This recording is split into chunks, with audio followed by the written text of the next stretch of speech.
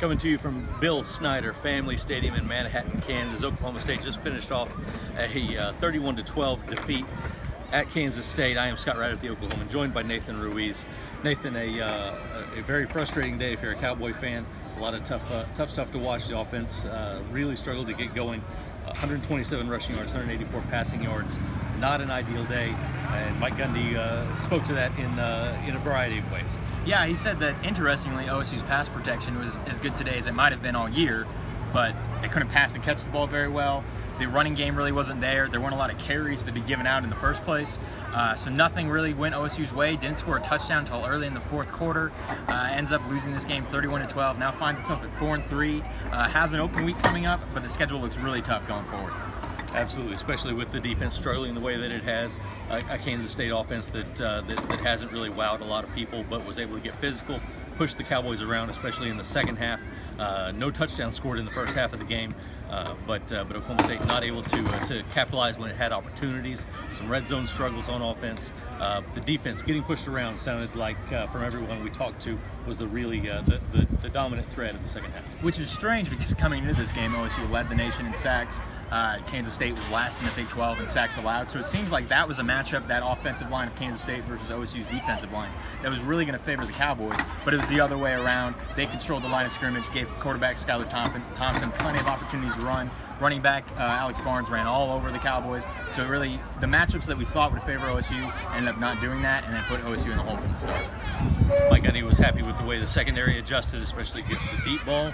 Some underneath throws that gave them some trouble, some penalties that cropped up. Not as many as they've had in the last few weeks, but they came at crucial times. Took a touchdown off the board on a call that Mike Gundy said was a terrible call, in his words.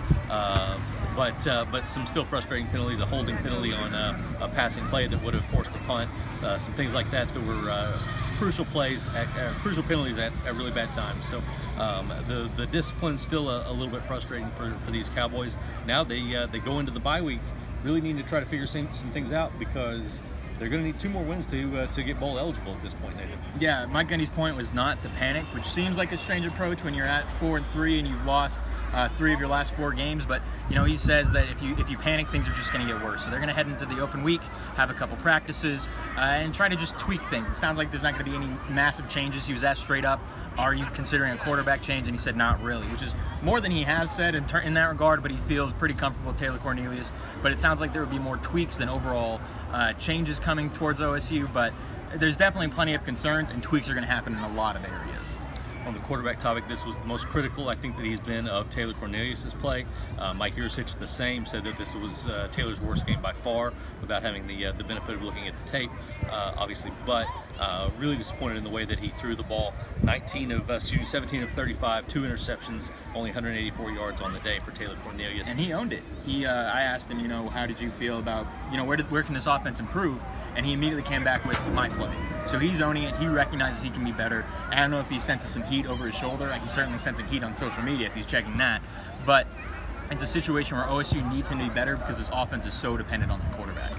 It absolutely is. Now, as we said, a bye week, and then an emotional lift with homecoming week. That's always a big thing in Stillwater. But Texas coming to town, obviously playing much better than they were at the beginning of the season. So another challenge that Oklahoma State has to get ready for, and the Longhorns are going to be ready to play when they show up in Stillwater 2 Saturdays from now. Yeah, OSU has the fortune of having these 2 weeks to really find a way to fix things. It is discomforting that you're taking this kind of energy into that. You're not heading in on a high point, which I think was Mike Gundy's real hope, that you leave here with a comfortable win and you're able to take some energy into that bye week. You're 1 win away from bowl eligibility, and now you find yourself with a really tough sled left, and you're going to have to do some work to make a bowl game.